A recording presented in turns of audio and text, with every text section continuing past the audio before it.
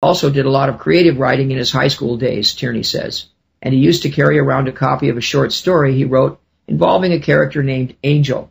He'd ask people if they'd like to read it. It had a lot of hidden metaphors in it, Tierney says. As Loughner and Tierney grew closer, Tierney got used to spending the first 10 minutes or so of every day together arguing with Loughner's nihilist view of the world. And that's Tierney's word, nihilist. So he's a nihilist, which, by the way, the enemies of the white race are. They are, many of them, nihilists.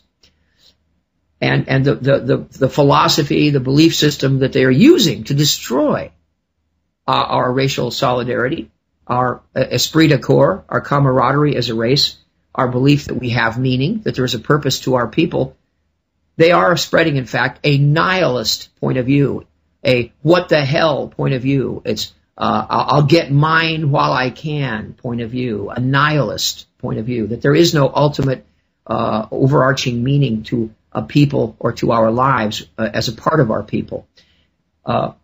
Quote, again from Tierney, by the time he was 19 or 20, he was really fascinated with semantics and how the world is really nothing. Illusion, Tierney says. Once, Tierney recalls, Loughner told him, I'm pretty sure I've come to the conclusion that words mean nothing. Loughner would also tell Tierney and his friends that life means nothing. And they'd reply, if it means nothing, what you're saying means nothing. Nice. Touche. Other times, Tierney says, Loughner acted like any teen. We'd go to concerts, play music, get into trouble. Okay, let's go to the next page. Isn't this great? Wow. Appeared today. And we publicized it correctly on whitenewsnow.com, and we're publicizing it correctly here, right now, on the Voice of Reason. Tierney believed, now get this paragraph, folks, here it is. Fasten your seatbelts. Tierney believes that Loughner was very interested in pushing people's buttons, and that may have been why he listed Hitler's Mein Kampf as one of his favorite books on his YouTube page. Parentheses. Loughner's mom is Jewish. There it is, folks, according to Tierney, unquote. There it is. It's all in those parentheses. Close parentheses. Loughner sometimes approached strangers and would say weird things, Tierney recalls. Tierney's word. He would do it because he thought people were below him and he knew they wouldn't know what he was talking about, unquote. In college, Loughner became increasingly intrigued with lucid dreaming and grew convinced that he could control his dreams, according to Tierney. In a series of rambling videos posted to his YouTube page, dreams are a frequent topic. In a video posted on December 15th, Loughner writes, my favorite activity is conscious dreaming, the greatest inspiration for my political business information. Some of you don't dream, sadly. In another video, Loughner writes, the population of dreamers in the United States of America is less than 5%, unquote. Later in the same video, he says, I'm a sleepwalker who turns off the alarm clock. Loughner believed that dreams could be a sort of alternative Matrix-style reality and that, quote, when you realize you're dreaming, you can do anything. You can create anything, Tierney says. Loughner started his dream journal in an attempt to take more control of his dreams, his friend notes, and he kept this journal for over a year. In October 2008, Tierney was living in Phoenix, and Loughner came to visit. They went to see a Mars Volta concert with friends, and Tierney was surprised when Loughner said he had quit partying completely. Loughner, according to Tierney, said, I'm going to lead a more healthy lifestyle, not smoke cigarettes or pot anymore, and I'm going to start working out. Tierney was happy for his friend. I said, dude, that's awesome. And the next time I saw him, he was 10 pounds lighter. Tierney never saw Loughner smoke marijuana again, and he was surprised at media reports that Loughner had been rejected from the military in 2009 for failing a drug test. He was clean. I saw him after that continuously. He would not do it, unquote. After Loughner apparently gave up drugs and booze, his theories got worse, Tierney says. After he quit, he was just off the wall, and Loughner started to drift away from his group of friends about a year ago. By early 2010, dreaming had become Loughner's waking, quote, waking life, his reality, unquote, Tierney says. Quote, he sort of drifted off, didn't really care about hanging out with friends. He'd be sleeping a lot, unquote. Loughner's alternate reality was attractive, Tierney says. quote, he figured out he could fly. Loughner, according to Tierney, told his friends, I'm so into it because I can create things and fly. I'm everything I'm not in this world. Now, see, I'm going to skip just a little bit here. In one of his YouTube videos, Loughner complains that when he tried to join the military, he was handed a mini Bible. That upset him. I didn't write a belief on my Army application, and the recruiter wrote on the application, none. He wrote on YouTube. In messages on MySpace last month, Loughner declared, I'll see you on national TV. This is foreshadow. He also noted on the website, I don't feel good. I'm ready to kill a police officer. I can say it, unquote. Okay, well, there you go. Put that in your pipe and smoke at MySpace. Next time you try to censor one of our pro-white, very clean, very legal, very lawful websites, you better clean up your own cesspool there, MySpace. Stuff like that will never, ever appear on a website like whitenewsnow.com. That sort of condoning of illegality, MySpace. Let's see here. One of the last times Loughner and Tierney saw each other, a mutual friend had recently purchased a .22 caliber rifle. Until then, Loughner had never shown much interest in guns, Tierney says. My friend had just gotten a .22, and Jared kept saying we should go shooting together. But Tierney and the friend who bought the .22 demurred. We were sketched out, Tierney says, and we were like, I don't think Jared's a good person to go shooting with. That was in February or March 2010. After that, Tierney didn't hear much from Loughner. Since hearing of the rampage, Tierney has been trying to figure out why Loughner did what he allegedly did. More chaos, maybe, he says. I think the reason he did it was mainly to just promote chaos. He wanted the media to freak out about this whole thing. He wanted exactly what's happening. He wants all of that. Tierney thinks that Loughner's mindset was like the Joker in the most recent Batman movie. He F's things up to F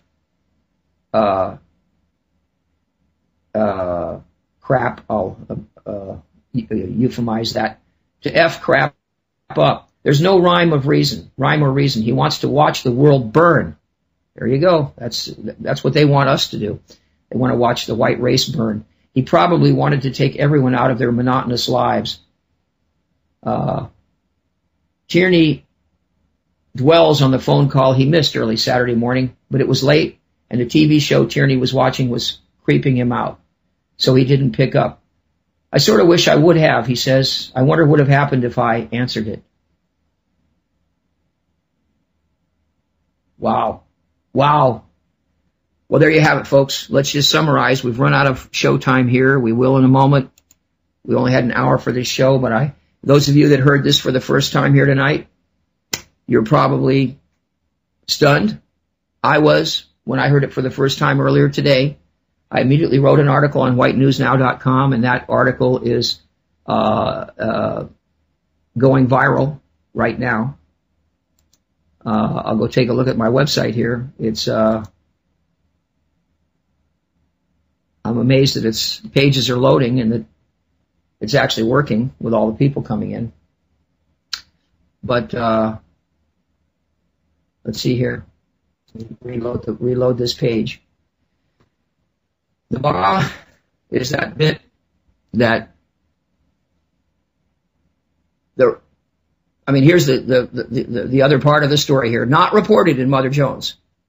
The rabbi of Jared Loughner's congregation, Shevarim, knew from the first minute. She knows all of her 140 families in her congregation. Of course, every head of a church or synagogue knows every family, especially a small little church with 140 people, a synagogue, 140 families. Rabbi Stephanie Aaron knows every person by first name, knew Jared, and The second she heard of that somebody named Jared Lee Loughner, a very distinctive name, shot Gabrielle Giffords, a congresswoman, obviously the most famous person in her congregation, probably. She knew instantly. And she heard all these stories on the news. She heard Homeland Security announcing that there's some nefarious connection between Jared Lee Loughner and American Renaissance and Jared Taylor. Pure crap from the people at Homeland Security. Pure made up bull. Rabbi Stephanie Aaron, she knew that was bull. But did she make any phone calls? Did she tell anybody? Did anybody in the 140 families of her congregation? As far as we know, no. It would have exploded in the media if they had. They did not. They kept the code of silence. They knew this was bad for their people. Real bad for their people. And so they kept the code of silence. That's the story here, folks. There's the story that a Semite, not an anti-Semite, shot a half-Semite, Gabrielle Giffords. Her mother, we're told, is a Christian Scientist, and her father was Jewish. And by the way, the father, he knows all this too. He was on TV. He was going on and on about, hate and people, the right-wing haters and so on. He knew this truth about this story. Did he tell the truth on national media? No. He lied. He kept the code of silence. And then there's the story about the cover-up of the story. That's the second story. And both are huge stories. They are stories of the year, quality stories. And folks, you out there on the radio, get these things out. This is our chance here in the alternative media to cover a story that the mainstream, lamestream, controlled press will not cover. They will try to hide this. We must pound them with this story. Embarrass the hell out of them with this story. Let the American people know this is where you're going to get this story. On the Voice of Reason, on whitenewsnow.com, on pro-white websites, and pro-white little radio stations. This is where you get the story. Let this be the model. Let this be the paradigm. Let this be the lesson where our white kinsmen learn you can't trust these SOBs as far as you can throw them. They lie to you. They lie to you like a rug. And they've had you all emotionally worked up for a whole weekend here, believing something that was utterly false. Exactly what George Orwell was trying to portray in his book 1984. The media creating a false reality that they shove down your throats. This is a breakthrough event in the lives and the psychological lives of all of our people, because nobody has been untouched by this. There is no person who has not been touched by this story and affected by it and emotionally affected by it. And so let's spin it around on them really fast. While the New York Times is still sucking its thumb, and while the Associated Press is sucking its thumb and trying to hide and drinking their Jim Beam and hoping it'll all go away, and it never really happened. Let's make them pay for this one. So post on the websites. Get out there on all the pro-white websites, and then help the pro-white websites. Help my website. I'm right now. I can't handle the volume here. Help. Make some contribution to Reason Radio Network to help our radio. Help my website, whitenewsnow.com.